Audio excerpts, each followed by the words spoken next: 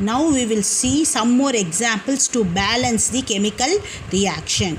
Zinc carbonate gives zinc oxide plus carbon dioxide. First write down the formula for zinc carbonate. It is zinc ZnCO3.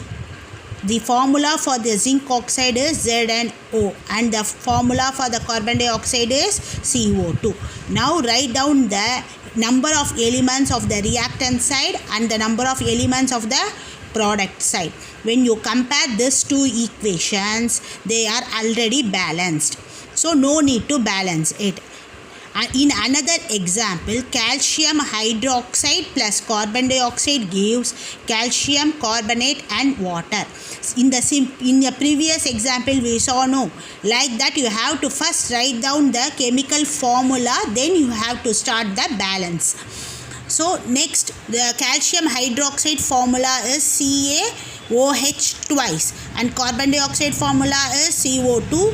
Will give you calcium carbonate CaCO3 and water H2O.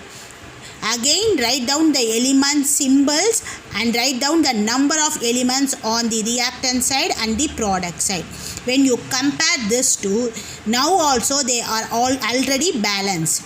So we will go for the another example. Here hydrogen sulfide gas burns in air to give water and sulfur dioxide.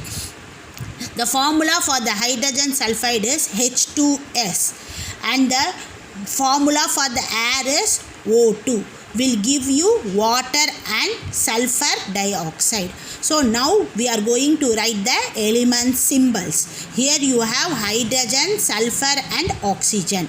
Write down the number of elements on the reactant side as well as in the product side. When you write that, you get hydrogen 2, sulfur 1, again sulfur 1, oxygen 2 and oxygen 3 on the product side.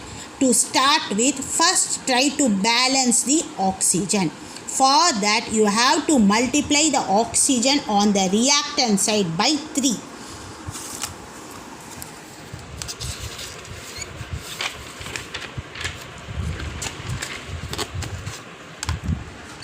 When you multiply the oxygen by 3, you get hydrogen 2 balance, sulfur 1 balance, oxygen now it is 6 on the reactant side and oxygen is 3 on the product side.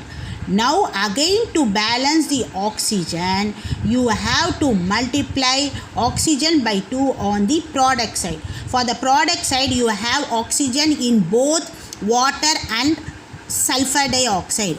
So don't multiply 2 in the sulfur dioxide, because if you multiply it by 2 on the sulfur dioxide, again you have to balance the sulfur. So I am multiplying the water by 2. So now the new reaction chemical equation will be H2S plus 3O2 will give you 2 molecules of water and sulfur dioxide.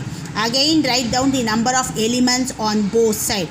While comparing, you will get that hydrogen is 2 on the reactant side and hydrogen is 4 on the product side. Sulfur is already balanced and oxygen now you will get 6 and it is 4.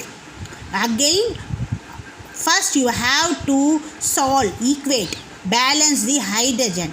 Finally, we can balance the oxygen. So I am multiplying the reactant side of the hydrogen by 2. After multiplying, you will get hydrogen 4 and hydrogen 4. Sulfur now it becomes 2 and 1. Oxygen is 6 and 4 on the both sides. Now hydrogen is balanced. The other element which is not balanced is sulfur.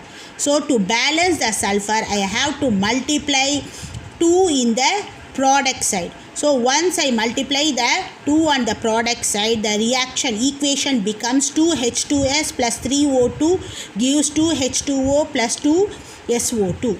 Now when you compare all the number of elements on both the sides, now they are balanced. So this is the required balanced chemical equation.